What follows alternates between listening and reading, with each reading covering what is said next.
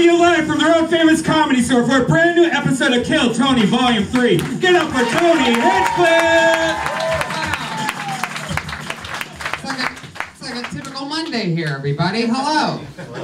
Wow, how exciting. Hi, everybody. Welcome to Kill Tony, everyone. Make some fucking noise, you live audience. It's like a half energetic crowd. Sort of lazy after a big holiday weekend. I have a broken chair. It's a broken chair. It's completely broken. Josh, why do I... It's like a... What is this? Like the Just for Laughs prank show or something? I'm gonna put out the broken chair. Hi, everybody. The thousands and thousands watching on Ustream right now. We just got back from doing sold-out Kill Tonys in Pittsburgh and Columbus. Yeah. We got back a few hours ago. Doing Kill Tonys in Columbus. We found some fun talents and had a lot of fun with meeting people on the road. Met a ton of hilarious comedians that all have kids, so they can never move to a major city to be able to do stand-up comedy. So sad. Like, the better the comedian was, like 30, 40, 50 seconds in, I'm judging him. I'm like, this guy's hilarious. He must have like 3 kids. Because if you're really funny there, you're trapped in a city like Pittsburgh or Columbus only because of kids. Nothing else could possibly keep you there. So that was interesting to see. I met a lot of sad strippers, 4 different strip clubs in 3 days. It was great. Wow. Yeah. I feel like those strippers met a lot of sad guys in those days too. Anybody at a strip club during those days of the year, it's not going to be, it's a lot of fake happiness going on there. Yeah. A lot of pregnant strippers in Ohio. I guess that's Really? Yeah, there's 2. I saw 2 pregnant strippers. Yeah, probably comedians who have for their boyfriends. You know what I mean? Boyfriend comedians that are funny. The unfunny people have no kids. I couldn't say you should move to New York or LA and do stand-up comedy. All the good ones have kids. Here we are. We're back. We might not be awake today. Yeah, I was more rested coming back from Australia last week than I am from this Columbus. We had a shitty layover in Phoenix. The fuck? Yeah. Our promoter bought bad tickets. Just kidding. I love you, Jason. Fuck. Anyway, guys, I made it weird. So here we are, another fun Monday. We always, oh, hello, Ryan J. Ebelt, the house artist. Look at him over here. He's all lit up. He draws every single episode.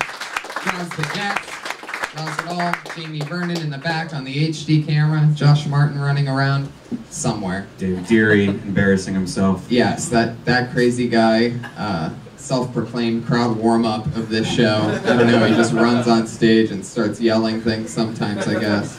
But we have 2 great guests, as always. Unbelievable comedians. I always have 2 of the funniest people in the world. Put your hands together for them. It's Moshe Kasher and Josh Adam Meyers.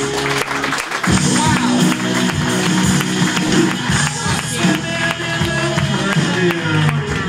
Moshe Kasher, fresh off of Netflix specials and Comedy Central things.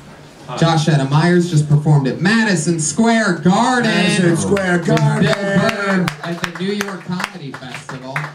So, we're in the fucking game. Josh, this is your first time on the show. Welcome, buddy. Thank you for having me. I'm so excited. Josh and I worked the grind together for years. Oh yeah, you guys used to suck dick for money? Yeah, that's it. That's definitely what that sounds like. He handled the balls. I was a shaft, man. That's right. We were a 2-part band. Everybody knew we would get the whole thing, full body wax type of thing. All right. Welcome back, Moshe Kasher. Thank you. What's going on with you? How's everything?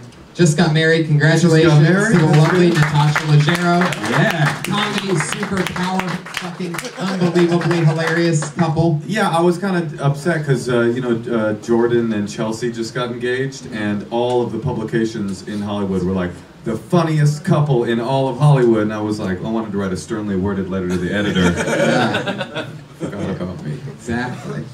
So welcome back. We're going to have fun. Over 40 comedians all lined up in the fire hazard back hallways and the upper gullets here. All signed up for the chance to do 60 seconds on this stage and then talk to us afterwards about anything in the world. Maybe we make fun of them. Maybe we help them with a joke. Maybe we just meet them and find out their compelling story. Anything can happen, and it can happen at any random time because their names are all in the bucket. If I pull your name out of the bucket, you got 60 seconds. You know your 60 seconds is up when you hear the sound of a kitty. It means wrap it up then, or else you're gonna bring out the angry West Hollywood bear.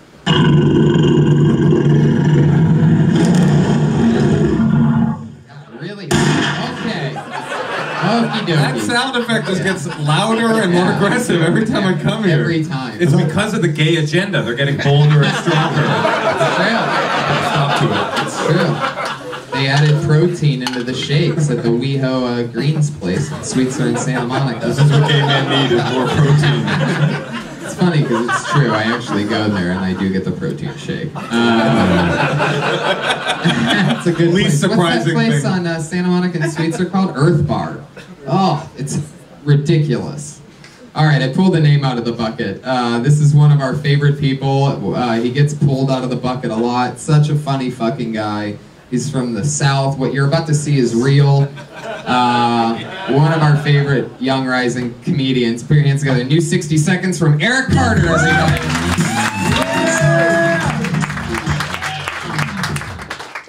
I am from the South, and I have to say it's fun having a Southern accent in LA. It makes it easy to scare the shit out of people. But this old twang can get you in trouble too, especially when I abbreviate raccoon. When I was in college, I was a bounty hunter. That's not a bit, it's a true story. I was a bounty hunter for 2 years for my uncle. He was a bail bondsman. But I took small cases. It usually involved chasing meth heads through the woods. That'll be one hell of a video game. Your inventory is a Ford F-150, a 38, a can of Skull, a pack of cigarettes, and fuck. But your obstacles will be you have to catch the meth head, you got to fight the trash on the creek, you got to shoot snakes, but I want to have it on like Super Nintendo. It's going to be like low quality. It ain't going to be... Oh, wow, you're really disappointed in yourself this episode. The funniest part was when you messed up. It was a perfect punchline to that joke. That's what I thought And was fuck. the punchline. I got some of my skull, my cigarettes, and my fuck. Yeah, I think it works. I think keep it just like that. Please. I love that. I'm so glad that you could take a break from your shift at Circuit City to come out. Circuit City. Yeah, it's a little inside old school reference, but you all get it. I got a big pop. It's a Circuit City crowd. I had a feeling of coming fresh from Ohio today, people. I know that I can connect with the Midwest. All right. I really enjoyed your set. I think, it's just your accent. Anything that comes out of your mouth is just brilliant. They should have you you should be the guy that tells people that they have like cancer or that they're dying or something like that. It's coming out of your mouth. It's great. Like, I got some bad news for you. Well, what is it, Eric? The problem is you got a lymphoma in your left node and also a fuck. Yeah, man, you'd be the bearer of bad news. That could Sorry, be. man. You're also you the- got cancer. There you go. Yeah, You're also the good. bearer of bad shoes, by the way. Those are Oh terrible. my God. Legitimately terrible Oh my shoes. God! What grave did you rob to get those? What innocent corpse is laying there with no shoes on? I mean, the problem is you're funny, so it's hard to make fun of your act, but luckily you've given us a lot of other stuff to make fun of. These were my granddaddy's shoes, and part of his coffin was closed during the calling hours. I opened it up, took his shoes. Well, I see you trying to come up with something to say about me. I can see that hungry look in his eyes. He's looking over at me. What is it? Some maritime? Something about sucking dick? Too hipstery? What do you got? I've heard it I was all. going to say my shit kickers are at the shoe doctor right now. They got a hold on. I gotta say, as a Jewish American, hearing someone with that accent say anything about shit kickers definitely scares me a My lot. boots got cancer. I had to send him to the shoe doctor. They got about 6 weeks to live. Anyway, this fast-talking Jew said something about my shoes, so I put on my shit kicker and did me a hate crime. I got one pair at the shoe doctor. I got one pair at the shoe police department. They got in trouble. They got a mind of their own, those sandals of mine. They're in the Santa Monica Police Department right now, locked up. I used to be a bail bondsman, was gonna get them out. It's So why are the cars on the cinder blocks? I've never understood that. Novelty. Yard You're funny, dude. I mean, that's totally. Yeah, you're funny. How long have you been out of what is it, Mississippi? Right? I left last year. Fuck yeah. And Well, actually, I take it back. I was in North Dakota working in the oil field. Oh, surprise, surprise. I was a roughneck. Yeah, wow. Roughneck. All right. How long have you been doing stand-up for? Almost 4 years. And what sector of the Klan are you affiliated with? What's a set? Wait, no, I know. There's 60 of them in a minute, right? 6%. You know what, dude? You're gonna be making so much money so soon. That's what. Don't you feel that? Like as soon as somebody discovers you and you like hone you. I mean, you're pretty honed. I bet you have like a pretty good act when you're not slumming it here at the. Right? Yeah, it's usually just top notch. I just didn't bring my A game. I thought I did. Right, you've been on a lot of times, and you've always done good with your 60 seconds. And even when you bomb, it's so eloquent. Well, and I didn't mean to say it was shitty, but you know the fact that you said "fuck" in the middle of one of your jokes meant to me he probably hasn't rehearsed this one a whole lot. So I'm saying with your like. No, you're right. With I can argue. Yeah, you can't argue with a Jew. I own the legal system. According to your belief system. Anyway, don't you think he's going to be like making more money than all of us soon? Yeah, totally. He's the Larry, the more basic cable guy. You could be Larry, the internet guy. You could be there at the Larry can't yet afford a label guy. Set up punchline, your accent, you win. Seriously, right. It's that easy. I mean, because you're a combination of very successful people. Like you are a perfect combination of Jeff Foxworthy and one of Jeff Dunham's puppets. Not exactly sure which one, but you have a lot of energy, and you can hit that mainstream hard because there are a bunch of idiots out there that just eat that shit up. You know what I mean? Oh, we got quiet on that part? All right, fuck you guys. I was in Ohio today. I saw those morons. I'm from there. Who are you voting for? Sanders. Of course I'm going Sanders. Feel the burn, brother. Yeah, that's a good question. I like that. I'm guessing you're a big Ben Carson fan. Am I right? No, I was. I don't want to get crucified for this, but I was backing Rand Paul, but he ain't got a chance. So I want to vote for these nuts. Oh, you're voting for these nuts? All right, man. Yeah. Way to have some integrity. That's cool. Yeah. I just got to get back to Mississippi and vote. I ain't registered out here. I bet you're not. What do you? I'm only registered for sex offenders out here. DFD, I don't know what that is. I gotta knock on all my neighbors at Hollywood Highland. Yeah, he's like, I brought some fat back down to the registrar, but they do things differently here in California. You had me at fatback. Oh, you're funny, man. Thank you. Yeah, dude. Eric Carter's so much fun, as always. Carter. There he goes, everybody. I love a plain red polo. Obviously gonna go coach a high school football team right now. He's on Twitter at CallMeEC, all one word. So for those of you listening to the show via the internet. Hey, yeah, and for those of you listening that check out in the middle of the episode, come see me at the Punchline in San Francisco, December 9th through 12th. Yeah, sorry, absolutely. Tony. I'm pre-plugging so that I can post-plug. I mean, I'm a Jew. I gotta get paid somehow. Hell yeah, absolutely. San Fran, December 9th through the 12th. Anything you want to plug? December 14th at the Lyric Theater here in Los Angeles. Goddamn Comedy Jam with Sarah Silverman, Burt Kreischer. It's gonna be a lot of fun. Holy shit. Hey, nobody said when I said I was gonna be in San Francisco. We saw your act, motherfucker. You got black and meat. You're so supportive when that racist was on stage. And now I'm trying to make my money. We saw your act, motherfucker. Welcome to 211. I pulled another name out of the bucket. This looks like a new name. Always love that. So let's give a warm welcome to Ron Taylor. Ron Taylor.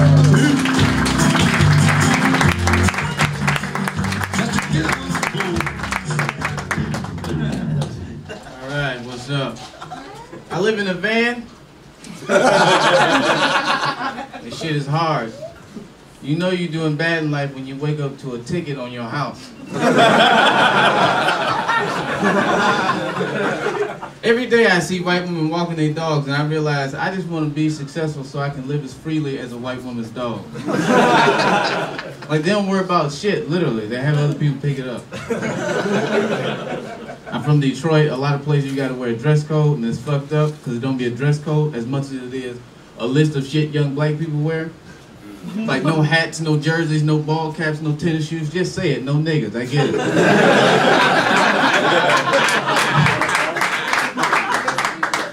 So you know what the fuck we at Detroit? I can't wear no loafers in here. I need traction. I need gym shoes. I need to take off. Get rid of the metal detectors, then I'll put on some Stacey Adams. To then, fuck you. Alright, that's it. I'm Ron Taylor. Exactly a minute. Ben. Ron Taylor, you're hilarious. How long have you been on stand-up in Detroit? It'll be 6 years in January. Yeah, nice. Thank you, brother. Funny. Shows. Thank you. There's got to be something in that the Detroit thing, the transition into why you live in your van is because you're from Detroit, and in Detroit that's considered a 2-bedroom house or something like that. Upgrade. Yeah. Motor City. Yeah, thank you, thank you. Actually, that's true because cars actually cost more than half the houses in Detroit. So, yeah. Why do you live in your van? I'm poor. You live in the van in Detroit, or you live in the van here? Oh, two white guys. I'm sorry. Why would a person live in a van when they make houses in the hills? I don't know. Are you a free spirit? Is it an adventure? Well, where do you keep the shower in this van? No, I'm just poor, and then I go to LA Fitness and take showers, and go to Rouse and take shits. Why Rouse? That's great.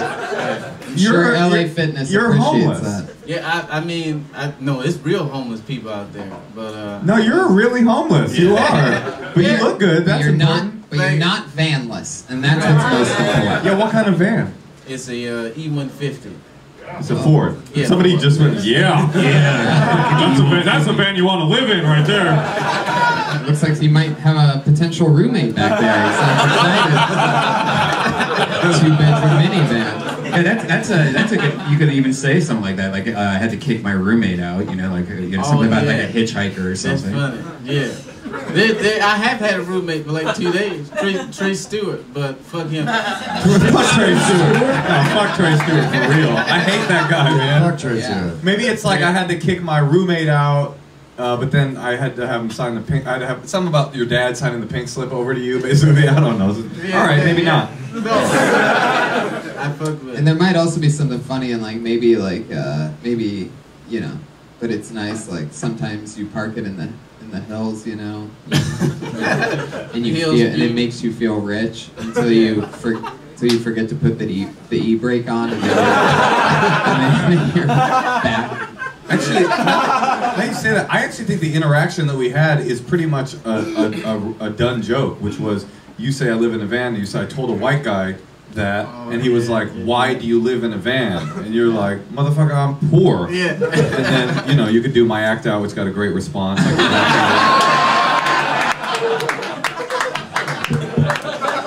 I think that's a joke, though. I do. Yeah. I don't think you're gonna be homeless much longer, man. No, that's you're really funny. Like your whole act, from top to bottom, is like you even knew when you're like. He's not saying you knew it was 60 seconds, but you were just like, boom, I think I'm done. This was It's perfect. true. Everything and was you, perfect. And you never know. Carmichael Show Season 2 might add a little brother out of nowhere. Yeah. You know, like, hey, Gerard, we found your little brother. He was Wow. Way to give dreams to the young black comic. You never know. You might be able to get a job on one show. on that one show you guys. One black show. On the black show. Do you have a job? No, man. Are you Not looking yet. for a job? Yeah, shit, yeah. I mean, so you were like out there pounding the pavement or whatever, and then Well, barely, man, because like back in Detroit, I didn't have to work. I just did comedy and made money. But Right. now I'm bottom of the barrel again, so Right. I gotta find some job, but we'll see. and where do you park your van? Wherever I run out of gas. I'm sorry, what's your neighborhood? No, but where do you Where's usually your park it? location right now? Like where are you So, parked? alright, there's like a Rouse on Sunset, Uh-huh. and then I just park between there, so when the sun come up, like, it don't turn my van to an oven, so I gotta park in shade. Right. Hey, I relate to the don't want to be in an oven situation. Our people have struggled enough, right? When Hitler used to stack the Jews in those E150s.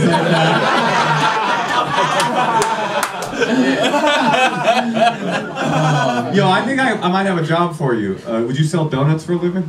Yeah, man. All right. Shit. I have a friend who's opening a donut place. You're so funny. I want to make you employed because what I see happen is that sometimes people come to LA and then they struggle for a minute and then they just bounce. Especially if they live in a place that you can just turn the ignition on and move back to Detroit without leaving your house. You know what I mean? So anyway. Well, thank you, man. I'm with it, brother. Like I listen to your podcast, man. Oh yeah, like, of course you do. Like yeah. every day. Cause I don't have TV, so all I can do is like listen to shit. So I'm with it. Yeah, cool. I mean, it's funny, right? Well, that's great. Look at that. The dream's coming true. Jobs at donut shops, guys.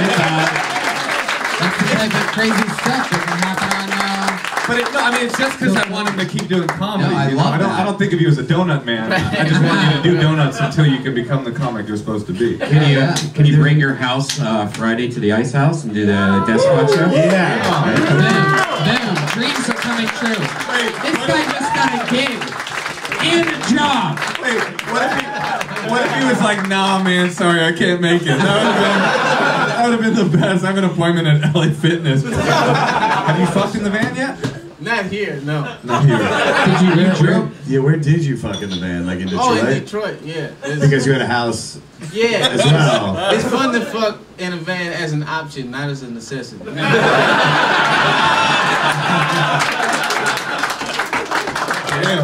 good. So you have a house in Detroit? Oh yeah. Right. It's just like you said. Ford like, Fiesta? Or? Right, everybody be at a Ford Fiesta in Hawaii, you know? Oh, I have a summer home, of course.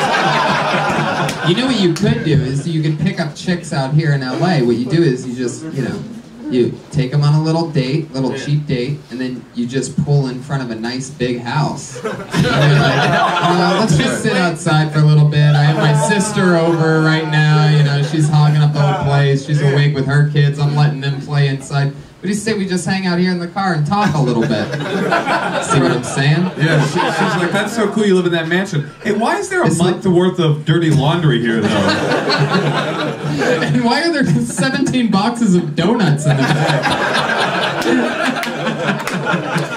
And why is Red Band sleeping there?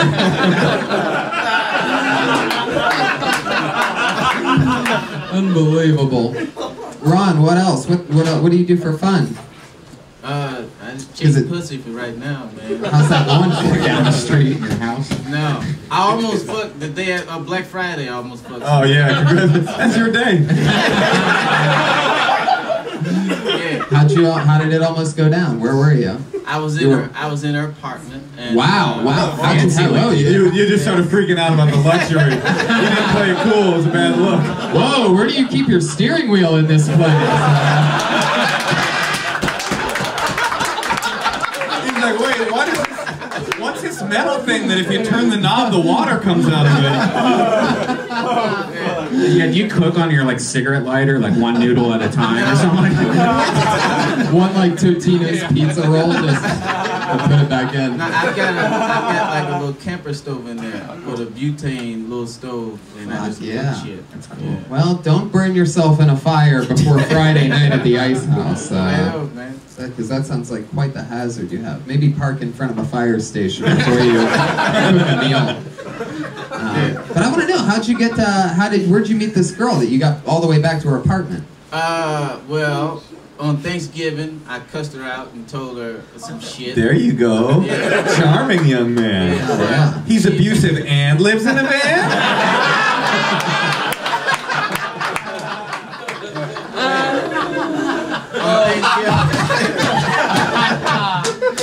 I told him about it. But I cussed her out because her titties kept coming out. Oh, I gotta hate Why that. would you cuss her out if her titties kept coming out? And she's not mad that you're living in a van. It made everybody uncomfortable. Who's this? Where were you at dinner? Yeah. At Thanksgiving dinner in the van? No. I got invited to another place. Where were you at the Laugh Factory? No. Yeah, there's an email that's like, Jamie likes to host an annual Thanksgiving titty viewing. You have to be pretty into comedy to even get it. Forget it. She's just very comfortable being half naked, and I said if they come out, I'm gonna look. she laughed and then invited me over the next day and almost fucked her, but I had a show to do. So I left. That's when you cancel the show. I can't. Dude, you live in a van. Yeah. You should take whatever pussy you can get. You need that's a house. No, I think you live in a van, you should take whatever gigs you can get so you can get some money so that you can get an apartment so that you can get ever more pussy. You know, a poor man, give a man a fish, he will eat for a day. Right. Give a man a gig, he will get pussy for the rest of his life. Yeah. That's true. That was how it did. That was the thought. So yeah. I have a feeling you're going to be getting a lot of pussy and you'll be out of the van very soon. Man. I like how the inspirational thing with the other guy's like, you're going to get a lot of money, you're really going to be successful, and someday your dick will get wet. It will be wet again. Maybe take your time though. Maybe don't just go straight to apartment. You know, maybe add a nice trailer hitch to the back of the van at some point. You know, make a. Yeah, do you ever treat yourself to like a U-Haul? Yeah. No. Yeah, turn that party into a 2-bedroom. You know what I mean? I've got the hookup for it, but I haven't fucked that. No. Storage facility? No, I just treat myself to buffets, man. That's it. When I get $20, I go eat crab legs. That's it. Ah, I like Wow. that. There you go. Man, you really are black. That is so good. He's living in a van, but still has to have a crab leg once in a while. That's beautiful. It's Detroit for you right there. I love that. It's fun. So, how long you been out of there? I've been out here for about a month. I've been living in the van for about a month. Wow, you're so fucking funny, and this is going to be one of those fun times that we all look back on and say we saw that hilarious guy talking about living in a van. Yep. Because you got it. Don't give up. Very funny. Yeah, very good. Ron Taylor, everybody, there he goes. He's on Twitter at Comedian Rant. Catch him at the Ice House on Friday. And catch him at the new donut shop, which I'm guessing is in Los Feliz. It's in Silver Lake. No, it's better. It's way better than you think. It's called the Donut Farm. It's a vegan, organic donut shop. Of course it is. His friends in Detroit are going to find out he's working there and kill him. No, don't come back to the D. It's not good for you here right now.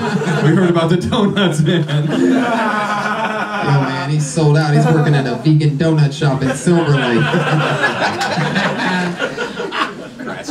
Pulled another name out of the bucket. Put your hands together for Lou Varam.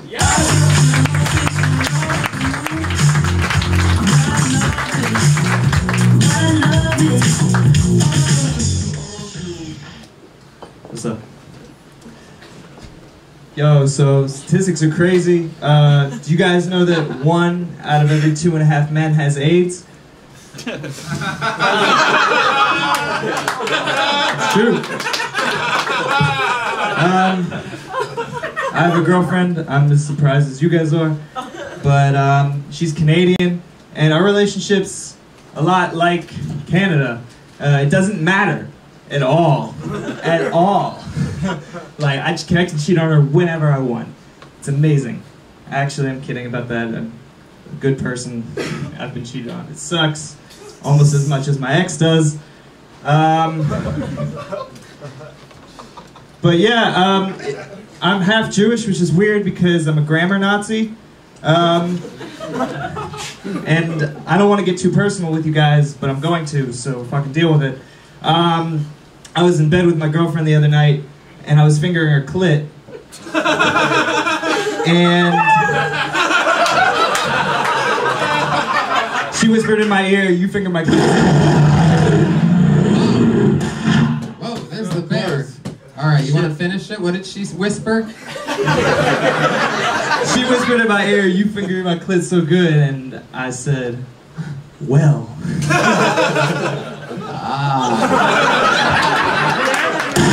All right, whoa. That one's for you podcast listeners. What was that Canadian joke about? You completely lost me there. Can I just tell you, before we get into even the Canadian joke, I have to say, I absolutely love the fact that with 60 seconds to work, you took a break 30 seconds in to just spew hatred about this ex-girlfriend.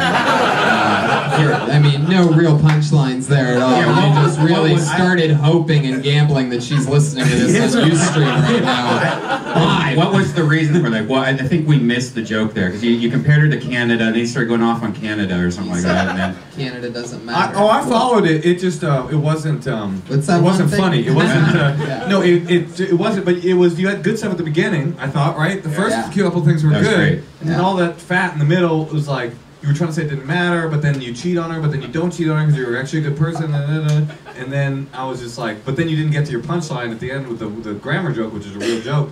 So I would just say, cut that stuff out, stuff it inside. All that emotion. Like, I had a feeling like you at first were like, you know what, yeah, I cheat on her all the time. And then you were like, wait, this bitch listens to podcasts. No, she's awesome. I've never cheated. Yeah, so what's the story? With my ex or with my girlfriend current? How long have you been with your current girlfriend? 5 months. And did you get into that right after the ex, or did you take a little break? Short break. Really short break. Like 6 months. Oh. I would actually say that there were 2 moments that I felt dissatisfied. The first 30 seconds and the second 30 seconds. No, it's just that like there were 2 things that were really good setups. Like my girlfriend is from Canada and our relationship is exactly like Canada. And then I was like, oh, that's a cool idea. How? And then it was like, it doesn't matter. I was like, okay, that's funny-ish. And then it didn't. And then the grammar Nazi thing, I wanted a grammar joke that was about Nazism. Like I wanted, you know what I'm saying? Like, and I didn't get that. Then you just started talking about fingering your girl's clit, which made me think you have never touched a woman's vagina. Yeah, can you describe it more colorfully for us? What you mean Honestly, when you're fingering truthfully. a clit? Like, does she ever, maybe you're like, there's a piercing hole there that you're going in and out of or something like that? You sure that's not her? That might be her urethra. You might be. Yeah, That's definitely possible. what are you doing there? What's fingering the clit? You never finger banged a girl before, Tony? Yeah, but not their clit. Yeah, you know. There's a hole, you know, there's a hole, and then another hole, and then another hole, I and love then that, clit. and he's getting attitude with me, by the way. He's about to learn about the woman's vagina right now for the first time in front of a live audience, and he's going, "You never finger banged a girl, Tony? Huh? You little punk!" Dude, you don't even know what the difference between the clit and the vagina is. That's impressive. Tony teaches anatomy on the weekends at Pepperdine. I love it. Fuck yeah. When I'm not eating Halloween dinner off the shirt you're wearing. Halloween dinner. Tony, very funny. I'm very white. I'm calling bullshit on No, Halloween dinner. I was waiting for a joke about the shirt. I come from pure white trash. We have Halloween dinner. I'm like, just because it's Halloween culture, you can just create a tradition. Oh no, I haven't. My family does it, and Eric Carter's family. We both have Halloween dinner. You sit down, you deep fry some of the Kit Kats. I don't know. Whenever I do an Eric Carter impression, I just try to like take my brain into nothingness and see what words come out. Yeah, in fact, I don't know why you were leaving aside how weird and gross it was that you said you were fingering her clit. Like, why are you fingering her in that joke? Like, why can't you just be fucking her? Like, I was having sex with my girlfriend the other day. She always said, "Oh, you fucked me so good." I said, Because I've been lasting as long as JFK in Dallas.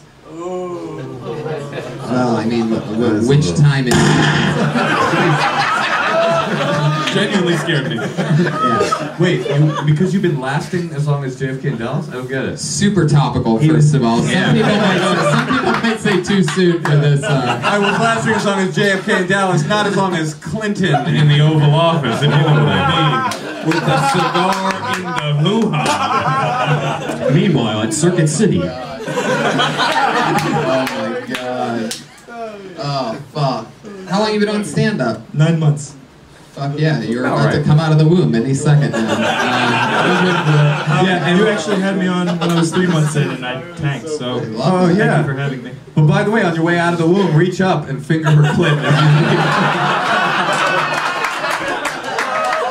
I love this. Where are you from, Lou? Philly. Philly. And you've been here for 9 months? I've been here since April, so however long that is. How long did you do it in Philly? I did it once, and then I did open Wow, mics across the country. I'm ready. Yeah. Big time. I'm coming out, fingering clits and Hollywood's ready for me. Going straight wearing to the little big big times. shirts. Yeah. How often do you go up? I generally do 5 to 15 mics a week.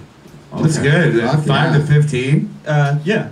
You're a hard worker, and That's I'm not great. saying that because you're wearing a employee Big Lots shirt. Big Lots, anyone? Circuit City works with Big Lots Loans? Where are my Big Lots people at tonight? Come on. You do 15. You do 15 open mics a week. I generally try to hit as many as I can. I do extras acting on the side, but when I'm not doing that, when I don't get booked for that, I just hit as many as I can find on the Comedy Hero. What could we see you being an extra on? Anything cool? I was on American Horror Story. That was pretty cool. That is cool. Yeah, that's awesome. What'd your character do?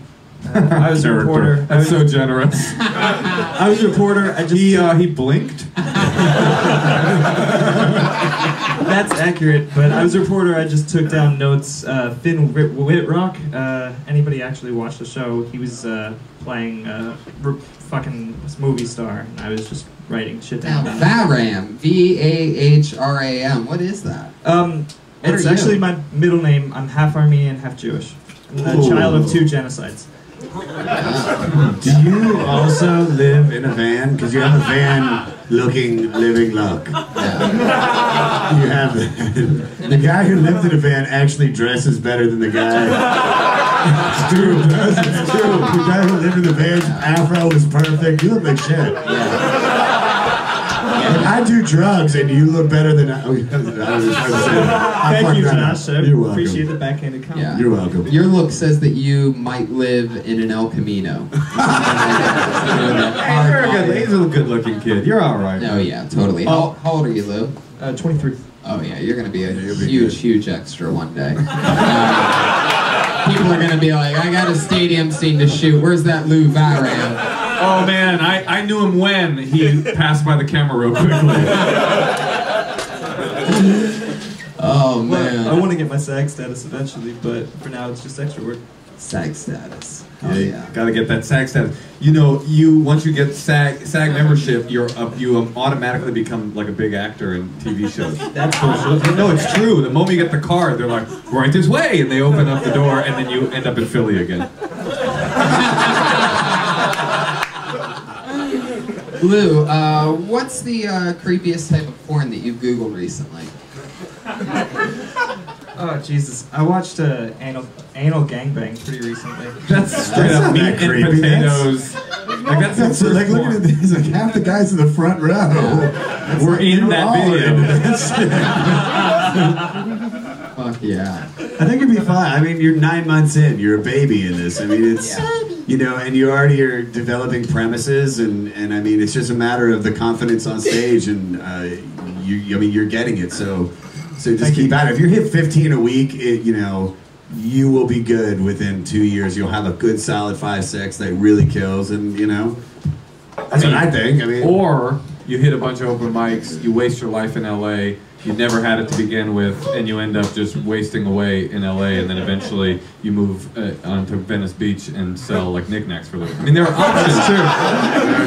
Listen, right now I'm just trying to have fun. That's right. That's good. So you He's like it. 23. You're 23. Like, you have so many years. Like, you can do stand-up for 2 years, develop a heroin addiction for 4, go to rehab, come back out, start stand-up again, and then relapse, do heroin again, and then you'll be 28, 29, and you still start stand-up. It's funny, this is ceased being us giving you advice about your career, just a polemic about our fear of aging, basically. Lou, so you currently have a girlfriend. That's been going on for 6 months. Now, what's the story with that? What does she do? She's a UCLA law student. Nice. There you go. Yeah. Keep hitting those open mics, fuck the extra work, you're good. Just grab on tight, don't cheat, and do the dishes around the apartment. Keep You'll be fingering fine. that clit, dude. Finger that pussy. fucking keep fingering. Whatever you're doing is working. Change it to rubbing. Thank you. Fingering the clit. I feel like that's like what would that be look like on the base? That's like running past first base into the dugout, right? Keep letting her dress you. Just do everything. Yeah, exactly. That's definitely UCLA fucking law. Yeah. Wasn't Finger the Clit on Warped Tour this year? I fucking love it. Lou, what else? Tell us something crazy about you. What do you sneak out and do sometimes? What's like a creepy thing about you? Or a fun hobby or something like that? Yeah, like what's the deepest way you've ever betrayed your current girlfriend? I was actually never gonna say this before, and that's not what I was gonna say. He was saying the creepiest thing about me. The creepiest thing about me is that a girl has a restraining order against me. Oh! There's no restraining order on writing comedy about it, though, is there? Turns out you're not allowed to be within 500 feet of a girl whose vagina you tore apart in a terrible accident where you... A fingering accident? You cut your nails? Yeah. What happened with the restraining order? Let's get into it. Let's get a fucking creepy story. I want to see what happens with Lou when he flies off the fucking handles. You know what's funny, Lou, is like you're new in comedy and you really want to make a good impression. Like Tony's somebody that you're very impressed with and you want to like you, so you are making a gigantic mistake right now on a podcast talking about your horrifying legal issues. But anyway, what'd you do? Please, in detail. In detail. You know what? I figured it's time to bring it out on the table. Fucking... What better venue than a comedy podcast? Right.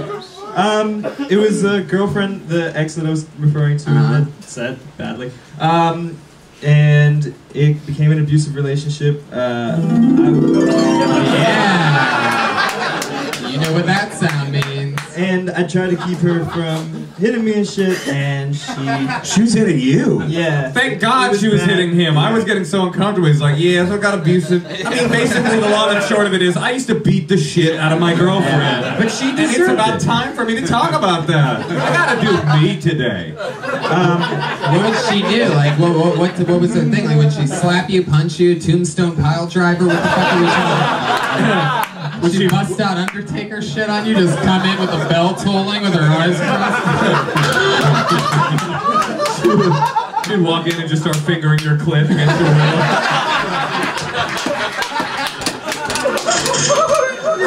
There's a night she was throwing punches and I was grabbing her wrist to keep her from doing that, and then she started kicking, and I was like, all right, are you ready to let go? She wouldn't calm down. She was blackout drunk. She had a drinking problem. Yeah. I bet you when it was good, though, that pussy was good. Yeah, it was probably real good. You imagine how good it has to be for you to stick around for kicking and punching pussy? Yeah. Accurate.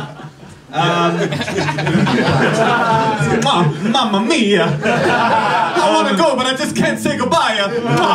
But she was asking me to let go, and I said, are you going to hit me? And she said no, so I let go, and she dug in as deep in, with her fingernails, as deep into my neck as she could. I was bleeding out all over the place. I respect her honesty. She didn't hit you. She scratched the shit out of you. That's when you go with your Mortal Kombat finishing move, finger the clit.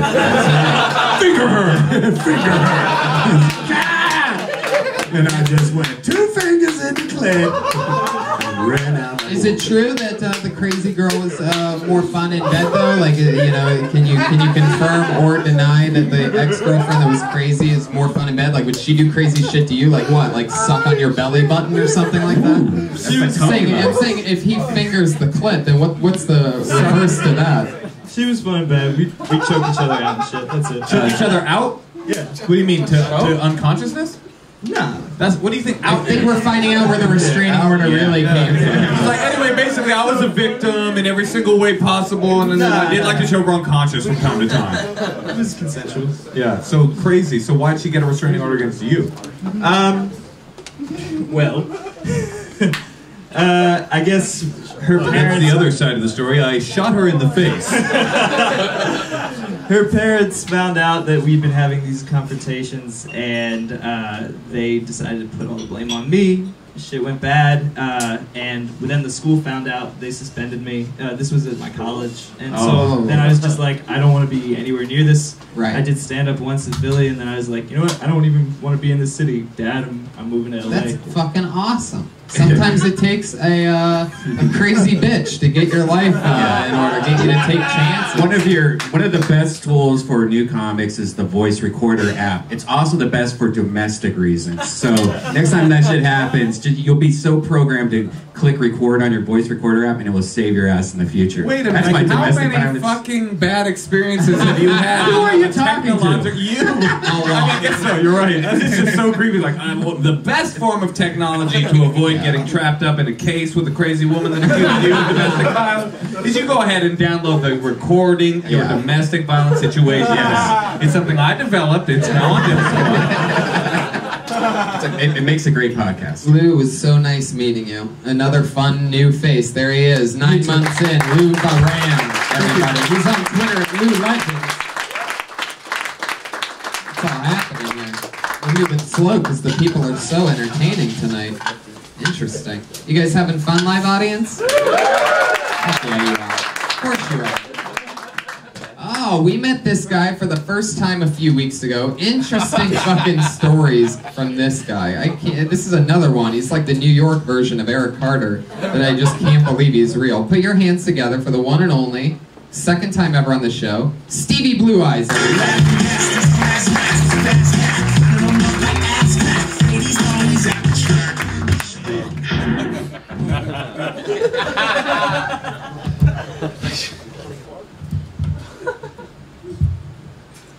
What's up, guys?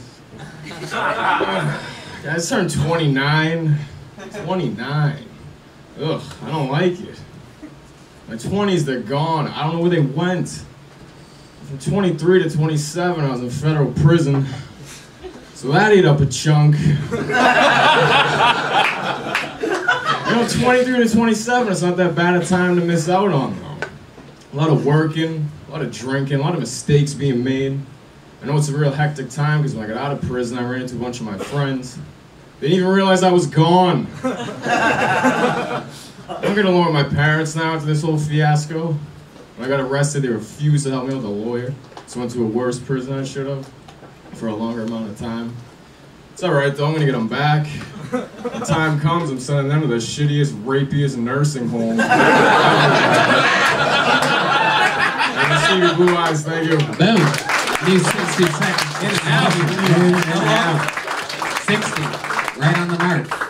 Right on the mark, but you did that mic thing. You struggle with the mic for the exact amount of time to be able to do your joke, and I respect that. That was cool.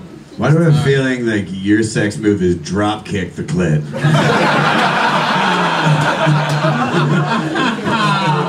The clit sleeps with the fishes. Yeah. Fuck Clint about it. Fuck quit about it. Became Yiddish. So you really were in prison? Yeah, I was. That's cool. That's cool, man. That, I thought that was. I thought there was even a tighter way to say it. Like, I don't know where my 20s went. Well, I don't know. Maybe yours was perfect actually because it had your attitude in it. But I kind of liked just the idea. Like, I have no idea where my 20s went. I was in federal prison from 23 to 27. So yeah, I do. You know, or something. I don't know. Not forget it. Why were you in? Why were you in federal prison? I had a drug trafficking, racketeering. What were you? Charge. What were you selling? Marijuana, OxyContin. OxyContin from New York? Get out of here. You are the epitome of guy from New York. This is so good. I'm from Boston. Oh, Boston guy. Yeah, that's what I meant. I have a really sharp view of East Coast generalities, basically. Did you see the movie, what's the gangster movie? The Whitey Bulger guy? Yeah. Black Mass. He was, a part of that was like based off of him. Yeah. You got a good thing going, man. I feel like it just like feeds itself, you know what I mean? It's hard, like, it's such a rare thing when somebody's vibe is funny, you know? It's like, like just the way you were saying stuff, it was just like so, it wouldn't be funny if another dude was saying it, which is like really, I think, that's good. I guess that's what I meant, like when I was saying like a New York version of Eric Carter, even though you're from Boston, like it's just like I feel like you know who you are, and you're also like Eric Carter in that like, you know, it's just, a complete thing. Like a lot of the things that you say don't have to even be particularly well written, and it can still be hilarious from your timing and cadence. Yeah. And I mean, I don't mean to insult you. No. You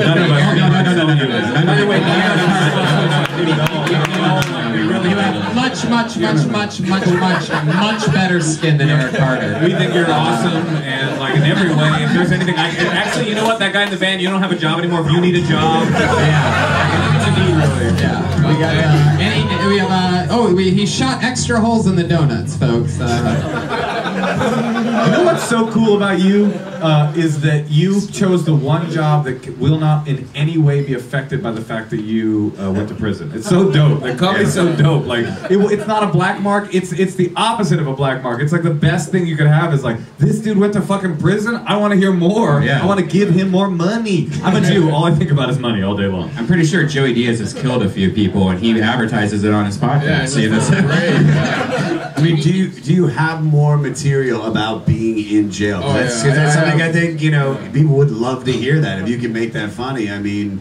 Yeah, well, I was just on the Fighter and the Kid podcast talking for like 2 hours about my jail experience. Yeah, you stuck around with us the first time you were on the show a few weeks ago and told us a bunch of crazy stories. Like, he's like the real deal. Can I ask an obvious question here? You're dressed pretty much exactly like a drug dealer currently. You look like not only do you deal the drugs, but you also fly them over the border in your own private plane that you know how to fly and where to land it. I can tell. I like clothes. I can tell how much you spend on your outfit, and it's not a like I'm just struggling out of comedy in prison. I'm just a brand new. No, this is like. Van dude, I was like, I get it. This, are you still in the game? You don't say that. Don't say that. By the way, Retired. Right, retired. But maybe you accidentally, before you went away, hit a few 100,000 under a rock. You know? Don't answer. Now, what do you guys think? He has an interesting name. His name is Stevie Blue Eyes. Do you think that's a good name for me? Thank you for bringing it up because I got distracted by how good you were. I hate your name. I fucking hate it. What's your last name? Like, what's your last name? Pearson. What's wrong with that? Well, like, well, in my federal indictment it says Steve Pearson, aka Stevie Blue Eyes, because the guy in Black Mass, Gennaro and Julo, he gave me the nickname Stevie Blue Eyes. Now, okay, now that I like, right? So it's like, if you get brought up as Stevie Pearson or whatever name you choose that's a real name and doesn't sound like you're doing like 1980s comic view, right? Then you say, then you tell me the story that your nickname on the streets was Stevie Blue Eyes because blah blah blah. Now I'm fucking, I love that. I want to hear that. Yeah. But when I don't want to hear it. I see exactly what you're saying. You can be Steve Pearson and talk about Stevie Blue Eyes, but you can't be Stevie Blue Eyes and talk about Steve Pearson. Nobody wants to hear about that boring fuck. Right. You know what I mean? And even you can become Stevie Blue Eyes in your act. You know what I mean? You can become like Tater Salad, or you can become like, you know what I'm saying? Like that's Ron White's thing. It's like, and then he sells these shirts that say they call me Tater Salad. You know, so you can be that. I just would be a real person. I just feel like it sets you on like. If we're all at 0 when they just announce our names, when they announce your name, you're like -10 already. Yeah. Right. Like, who the fuck is Stevie? Right.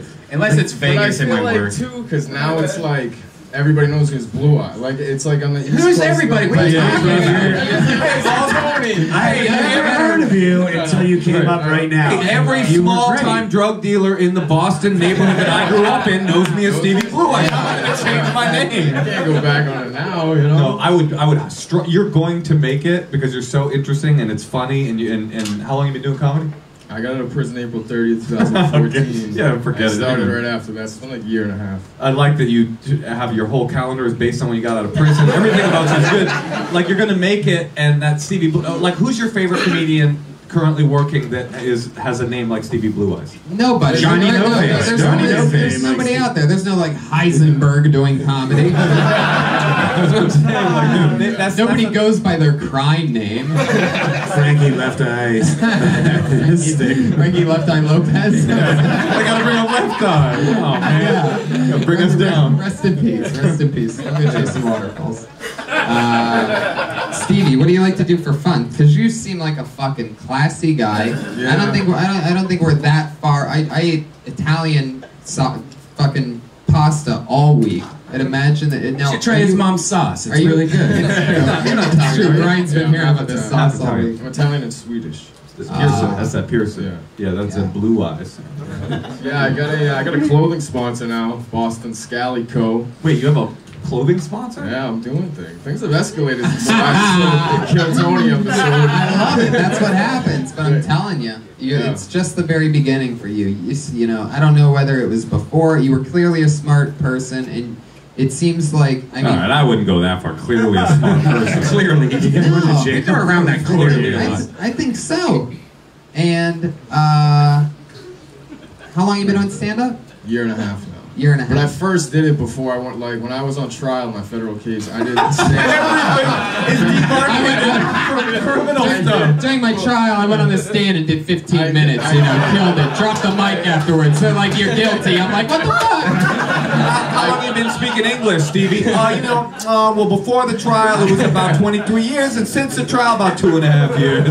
But it was before it was during that time I went up a few times, so I was in kind of comedy mode when I went into prison. So we all are. We all are. But it helped because you could kind of be in that mode to like recognize bits, a premise, things that are funny you could bring out after. So thank God I was even in that sort of mode to kind of just at least remember. And you seem like a clean cut guy. Like I'd imagine that when you were in prison, you would pick up the soap that other people dropped just to use it to get cleaner while the other guy was getting butt. I looked different. I just I look different then. You look different. He's like, I had a shaved head. I used the N-word. I mean, things are different. I had my eyes closed. Because it's true. You have to blend in there with the.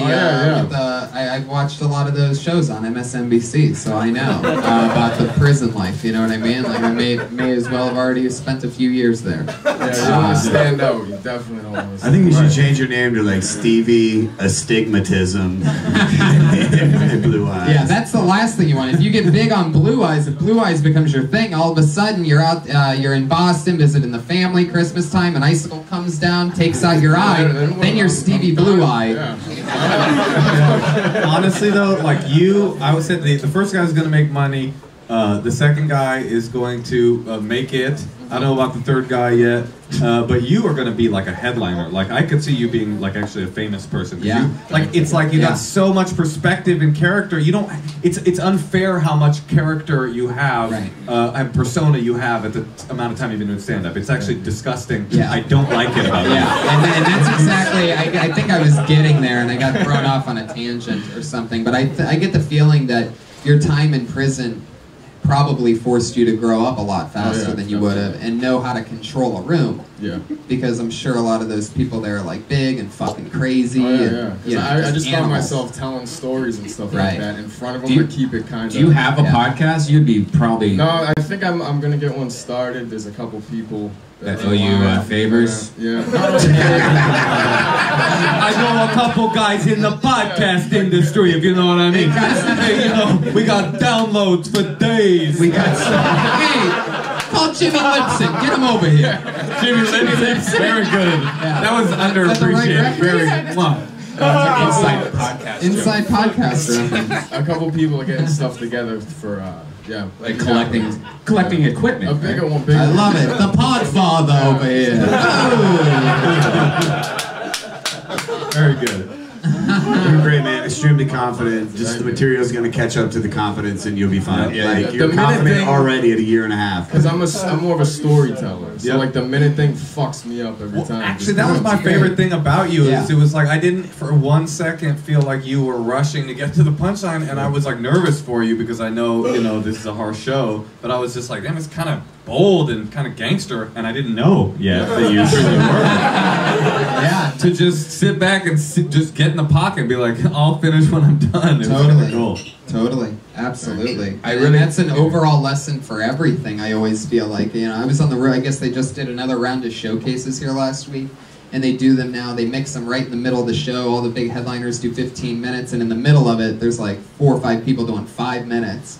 And I wasn't here for it, but I was there like 2 ago, and I noticed that most people, they get their 5 minutes, and they may probably have 30, or maybe they have an hour or whatever, and they go in and they try to do 6 minutes in 5 minutes and try to get everything that they can out of them, not realizing that if you take your time, you get your real timing in real cadence, and that's so much funnier sometimes than just being smothered with jokes and words over and over again. You're literally describing my act right now. It hurts so much, Tony. It's true though, because as a comic, sometimes you only have 10 minutes, but you're trying to do a 15-minute set, and you're in your head, you're like, I can get all 15 in, and you just end up ruining the whole 10-minute set. Exactly. To just cut out one of the main chunks. So, but you're doing great. That's the name of the game. You have a killer charisma. You're unstoppable. Stevie Blue Eyes, everybody. AKA Steven Pearson. AKA... Don't fuck with that guy. Oh shit. Oh shit, they must have some old gang beef. This guy's following him. Shit. Stevie Blue Eyes just got shanked. He dies. We're all like, you're really gonna make something of yourself. This is great. All of a sudden, the last guy's girlfriend comes, stabs Stevie to death.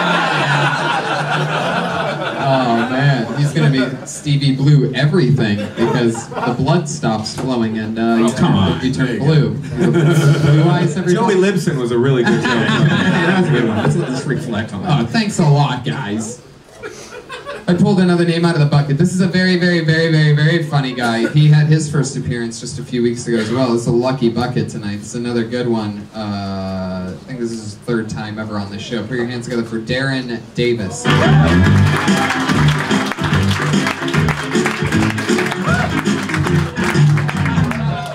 Thank you, appreciate it. I'm from the Valley. We know for one thing, that's pornos. Well, I kind of get portion over my pornos when I watch it. I be like, hold up. That's my bus stop where they're picking that chick up. And then look a little bit deeper. I was like, wait, hold up. That's the weed shop I get weed from. And it's cool when you go in the weed shops in the Valley. They give you certain new things when it's your first time patient. Sometimes gives you an extra weed pipe, sometimes extra weed. And if you're cool enough, they let you fuck his wife in the back. First time patients only though. I was a first time patient all the time. But I'm not. Kinda sucks. But I only smoke weed for one reason, and that's to keep my lips black. Taking blunts to the face every day, just for once. But I started smoking bowls, because they make my lungs a little bit cleaner, because they blacker than me now. I'm like, this is kind of bullshit. Is there more to that, or is that where it ends? That's where it ends. Okay. I got the cat. Alright, gotcha. Derek Davis. Yeah, man. We had him on the week before on the Death Squad Ice House show. You did great there. Did you have a good set that night? Yeah, I had a real good set. I enjoyed it. Yeah, that was a lot of fun having you on the podcast and everything. Thanks for having me. Good job again, man. Yeah, I would add more to that final thing. You know, it's almost there where, like, you know, you have it. Like, your lungs are blacker than you, you know, but so what are they doing that's blacker than you? They're like, smoking. Your lungs ever give you a mixtape? Exactly. Yeah, they'll try to sell you a mixtape outside of your favorite club or whatever. Yeah, that's funny. Yeah, like you know. I also your lungs are blacker than you. Like sometimes you'll be at a restaurant and your brain will be like, you want whatever the. All right, fuck it. And then your lungs are like, no, I want chicken and waffles. That's how black I am, because I'm his black lungs. One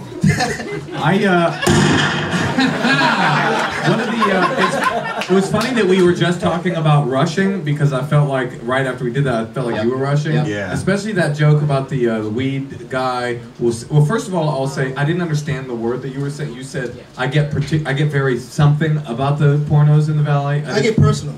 Personal. They feel personal to me, or something. That I didn't understand. I like literally couldn't hear you saying it because you were rushing. And you stepped on that word, but then mostly it was the punchline of he'll let you fuck his wife in the back. First time customers only. It was like you were scared the laugh wasn't coming, and so you jump to the next to the next punchline. But it's like if you just sit back, hey, you're fucking his wife in the back, and if that doesn't get a laugh, then hey, it wasn't funny. And then you do the next thing. You know, I just felt like you could have taken your time. Yeah, I agree. You can still have a lot of energy, that energy that you have, and still in a way take your time in between the jokes, if that makes sense. Yeah. How long have you been on stand-up? Almost like a year now, year and a half. Right. You doing a lot of spots? Yeah, it's like my second mic of the night. Gotcha. Nice. What do you do for work? I work at Macy's. Just chilling. Right. How was your Black Friday? Just chilling? Well, I work in the back, like stocking stuff, so I could play music a little bit, you know. That's cool. You got to hook up on Ferragamos at all? I don't have Ferragamos? Yeah, I'm trying to get some $800 shoes out of the back of the Macy's thing. I'll compliment you more. Why don't you give me a spot and I hook you up? I don't have spots. Oh, man. Ever since I can get you a job at a donut shop. That's I was gonna say, the mayor of Donut City over here. I don't understand. What do you mean a spot? All of a sudden, you need a spot? Okay, where you want a spot? You want that spot at the Improv? All of a sudden, Moshe's become the Willy Wonka of donuts over here. Everybody's like, I want the golden ticket. Something else I was gonna. I forgot, but yeah. You're at the weed shop. Is that true? You smoke a lot of weed? Well, yeah, I smoke some weed. I love it. It did really smell like a dispensary the second you walked on stage. Like, it really just reeked of like some sort of a kush immediately. Yeah. Did you smoke right before you came up here? Nah, like maybe an hour ago. You smoked before. I love these guys that never smoke pot are like, oh, it's an hour ago. Oh, he just smoked pot. Everybody else is like, oh, just smoke pot means like in the last 10 minutes, basically. It's a weird comedian. All right, I guess I don't mean to start a rally or anything. Jesus.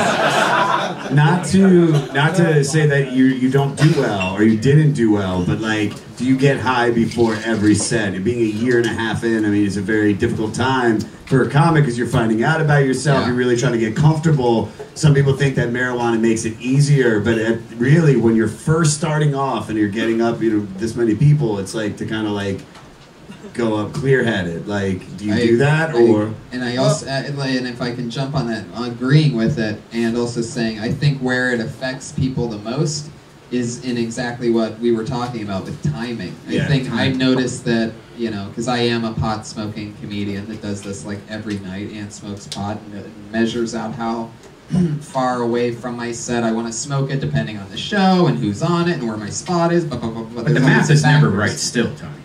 You never know. Sometimes you have a joint an hour before a show and it fucks you up. Oh, sure, right. It's honestly something that I used to do, but then I have stopped, and then I'll once in a while do it. It does fuck up your timing, though. Yeah. Don't they say taking a shot or something? Isn't that nice? I've never been on stage high or drunk. Ever. Really? Yeah, no, never. Not at all. Not at all. You never had a drink and then went on stage. I stopped doing drugs and drinking when I was 15. Wow. So I went to rehab. I have a lot of problems. If Stevie Blue Eyes is still here, I could use some help with it. No, but so I just don't relate to the relationship between being on stage and drinking. Well, how far before a set do you cut yourself? Like about 7 inches. Like about 7 inches. That's right. You cut the clit. I cut the clip. I cut that guy's girlfriend's clip. But I feel like it would be nice to be able to take a drink and like be loose. But am I wrong? It goes both ways. It really depends because Look at Ohio. We had our host in Ohio, a guy that was supposed that guy's not really. That was a fucking. That never happened. Well, exactly. But we had a fucking joke. We had a guy who was supposed to be our host of our show in Ohio who ate too much weed. And then when we were supposed to start the show, we're like, where the fuck is he? He got in his car and drove away in fear because he started tripping out. By the way, I love that we're like talking about like addiction and the relationship of weed to the performer. You've never answered whether you get high a lot or not. He hasn't answered your original question. Do you? Do I smoke weed a lot? Yes. No, before you go on stage. Before you go on stage. You go on stage high a lot? It doesn't really matter. Like, yeah, I smoke weed. Don't tell me if it matters, okay? I'm telling you that it matters. Okay, okay. Yes, I smoke weed when I get on stage. Wow, when you get on stage? Oh no, not right now. What I would say is just, I mean, because you did feel like you were rushing stuff, and I mean, when I smoke pot, I don't know about you guys in the audience, but sometimes, especially before a show, it just can really get inside your head. You get, you might fuck your jokes up, you might forget something, or you might speed it up. It's one of those crazy things. Like it's not. It'll throw you a little bit off. It's not gonna wreck everything if you know what you're. If you know like what you're. Depends on what you're doing. You know what I mean? If you're trying to riff it, sometimes it's the adverse effect to where you walk on fucking water sometimes while high or after having a drink or something. But everybody's different and everybody's just wired completely differently. It's just so interesting to hear you guys talk about this. I just feel so jealous of comedians that go up and they're high. Because I remember when I used to get high, everything was funny. It just felt like light, easy breezy. Yeah. And I'm clearly wrong because I just have a relationship with it from when I was just a kid. But I just feel like, I could just riff. Everything could be just. I riff every new joke. Have you never tried it? If I didn't smoke pot, I don't smoke. I don't smoke at all. I just don't do anything. But you don't think like, because that was when you were 15, that grown up you could like maybe have a puff of a joint. This is where Brian breaks people's. Are you sure you don't just want a little bit of this heroin that I'm cooking? It's like after this conversation, I'm like, yeah, you know what? Maybe you're right, Brian. And then like 3 years later, you take my name out of the bucket. Oh, here's an old friend.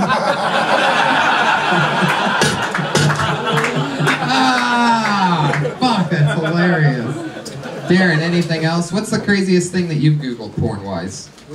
Searched porn-wise. Craziest thing, craziest porn that you've watched. Craziest porn that you've finished to. How about that?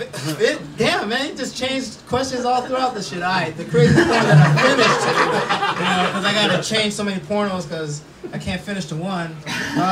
Probably black dudes fucking little white girls. Wow, dudes, multiple dudes. Blacken is actually what it's called. It's called blacken. Yeah, it's little white girls. It's a few guys out here that know exactly what I'm talking about. A lot of people want to admit it. Blacken? The second is it's called blacken. I love that shit. CBS. He looked at me and went, yeah, blacken. You ever see Tushy? That's ass sex between black and white girls. Hey, I got a porn question. Yeah. What's gayer? Jerking off to gay porn to completion, or making out with a man? Making out with a man. Making out with a man, you say? Yeah. What do you think, Tony? Because at least you can imagine that guy's really just got a really ugly vagina that Yeah, I'd have to go with making out with a man. There's something about finishing to two guys butt fucking that seems a little bit gayer. I mean, Wait, you're saying jerking off to the gay porn is gayer? Wait, wasn't that the question? What's gayer? Jerking off to gay porn to completion, or making out with a real man? How long's the makeout? Because we're going to completion with the jerk off. So how long's the makeout? Are we talking about fucking to completion? To make out to completion. Make out with a man until you come. I think making out with a dude is one of the most masculine shit you can do. I didn't say it. Kiss. You know what? I didn't say masculine or feminine. I didn't say masculine or feminine. It's a draw because every time I've made out with a man, I've jerked off to completion.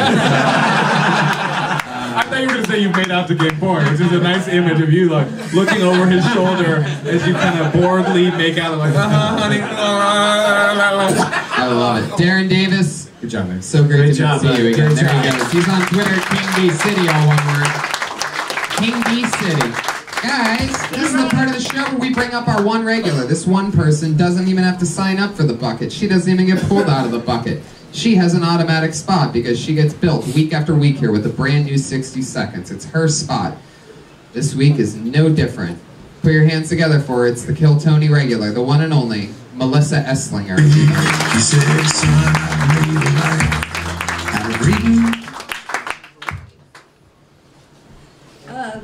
Growing up on a military base is like growing up with a PSA as your nanny. I grew up on a military base where they made their own commercials because they weren't allowed to advertise overseas. We had things like squeakers, the safety hamster, and it always goes so much better when I write.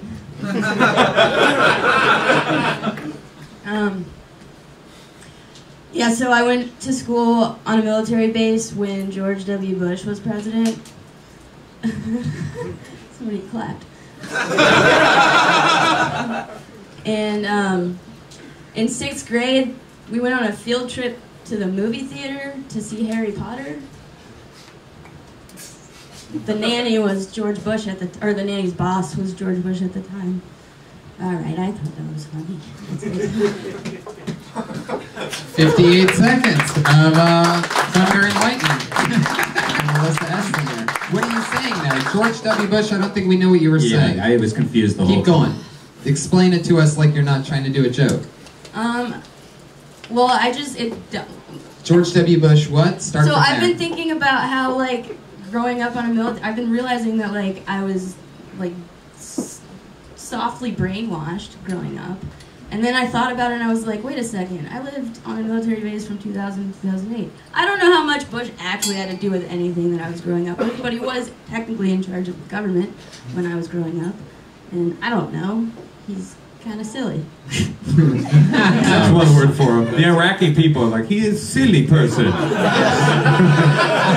guess I would describe him as silly man. Brings out and much giggles. Your nervousness has calmed down a lot. This is the least shaky that I've seen yet. Oh, no shit. Yeah, this is a vast improvement over the past 7 or 8 weeks. Because I actually had a thought about your nervousness while you were up there. I was aroused. It works. First of all, I think it's bold of you to come up here wearing Stevie Blue Eye's outfit. I thought that was But I was thinking to myself, like, wow, this person is so nervous, like you'll never shake it. Not in a bad way.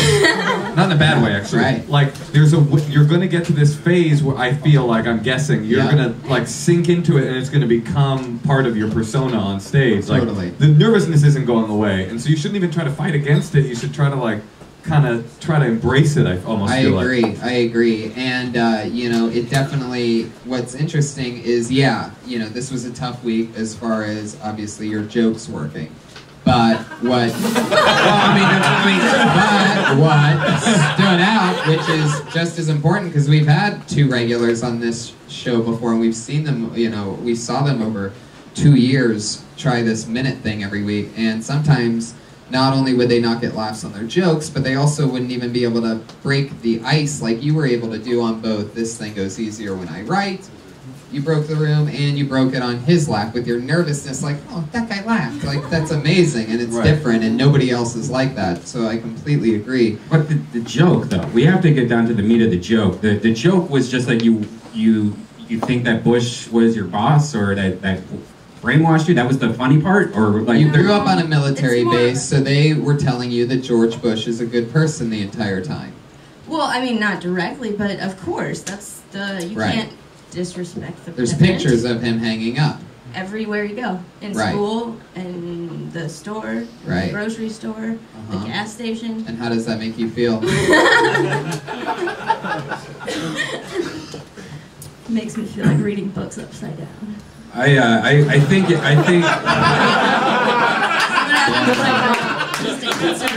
And this is what, when you're writing, this is what you have to ask yourself. That's what you're saying things, you're explaining it. Yeah. And you just have to keep asking yourself questions about it. Yeah. How does it make me feel? What did that look like? What did that smell like? Whatever. I mean, you just got to get into it. That's what writing is. It's not some magical thing where your hand's moving on paper and you're just writing about different things. You have to get into it. You know what I mean? Like, it's not easy to do. Bill Burr just doesn't wake up and it just starts fucking every single thing he writes is brilliant. He writes a lot of stuff about a single topic and he keeps asking himself. And it's what everybody does. I'm just saying Bill Burr is a human being that is flesh, just like anybody. Not my Billy. But it's working at chipping away at that thing. Yeah. You have to ask yourself, what is it about the military base that people should know, and just how it made you feel. Yeah. You don't need to pander to you don't need to make a George W. Bush joke just because that's easy. Right. George W. Bush is the least interesting part of you living on a military base. So don't try to take it an easy way out. You know what I mean? You don't have to pander for these morons. They're gonna stay along with you somehow. They did the entire show. You guys have been a great audience, and then so it's like you could let it rip, and you could take note from a lot of the people that were up here tonight about that whole timing, cadence, take your time thing. Because you sit on your beats with that nervous energy, you're unstoppable. That's funny. And if it's half cooked, don't say it on stage, because it seemed like that whole story just was like a half cooked idea with no tags or jokes. If it's half cooked and that's all that you have, you can absolutely say it on stage. You're trying to write a new 60 seconds every week, and we're here to help you. And it's not going to be easy, but I say if it's half cooked, say half of the joke and then abandon it. I mean, writing on stage is something that's hard to do. Not everyone can do it. I've done it a few times where I had an idea, tried to do it on stage, and it worked. But 99% of those times, it didn't work. And then I had to bail on that and go to something that did. it seemed like it was kind of like you're trying to figure out what was funny, or she doesn't ever get to bail out. She doesn't get to bail out. Well, that's why you have to do mics all week. You have to practice this joke twice before you take it to a kill. Have you been doing other mics? Not this past weekend. But you have to be at least going up 2 or 4 times, because that seemed like something that you wrote down on a napkin and just tried to. Whoa, Brian's gonna beat you after this, Melissa. Brian is gonna beat you with his microphone. Hey, Stevie Blue Eyes, get back here! Get over here, Stevie! Finger this woman's clit! This is the first break that I've taken since I started 6 months. Like, it was only for There like are a no few breaks. days. What do you do? I was writing the whole time, This is but I the wasn't easiest going up. job you'll ever attempt at having in your entire life. So there's No, I just mean like I didn't get up while I was out of town because of. Sure. Oh, Thanksgiving. Thanksgiving. I mean, hey, come on. Yeah, I didn't take a break for the first 7 years, but yeah, you should take breaks. Absolutely. It's probably I used good to for take you. breaks I like a didn't motherfucker. completely break. I was writing. I cleaned my car. It's okay. Oh, you cleaned your car? That was a.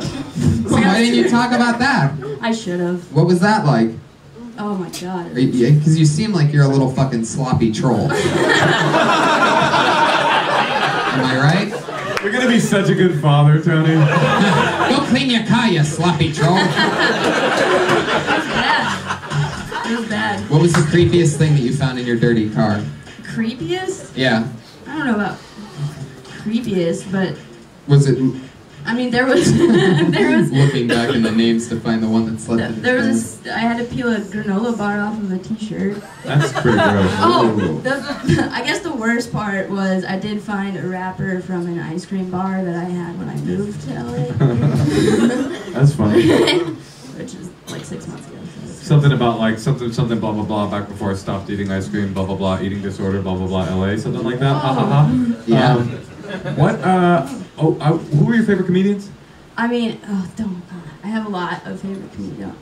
Like who do you like? Yeah, who do you like? Who do you like we look up already to? I look up to Bill Burr, Louis C.K., Mark Maron, Dave Chappelle. So okay, so like I'm thinking like, does the nervous thing make sense to you? Because like you're never gonna be Bill Burr, right? Right. And obviously I'm not saying comedically. I'm saying like the way Bill's energy is, like Right. he's swinging for the fences. He's a fucking brash, confident Yeah. kind of asshole. That's just never gonna be you. You know what I Yeah. mean? And like Maria Bamford and people like that, Kristen Shaw, people like that, like people that take their kind of jittery energy and hone it into a comedic voice. I think that's what it's either going to be quit or that. Those are the two kind of things. I don't see you becoming like Sebastian. You know what I mean? There's a comedian out of San Francisco named Jesse Elias. I'd like you to watch him. He's an extremely great writer, but he's so nervous on stage. He doesn't even make eye contact with the audience. I mean, He's so nervous he has Asperger's. It was a tough one. Yes. Oh, he does? Yeah. All right, never mind. He's so nervous Do you have it's Asperger's? clinicals. I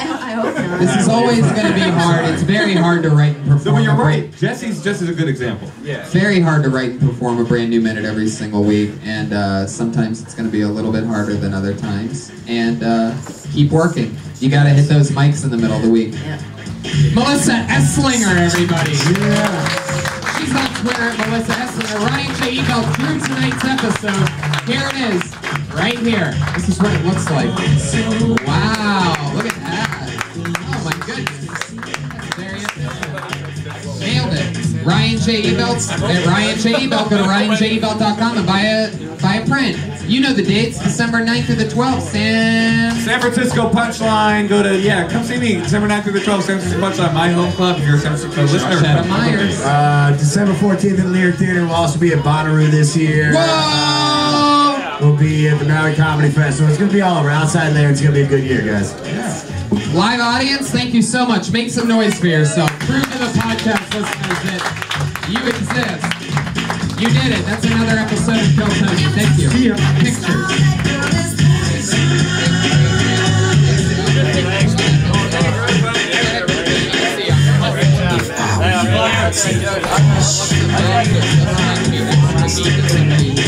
Right now.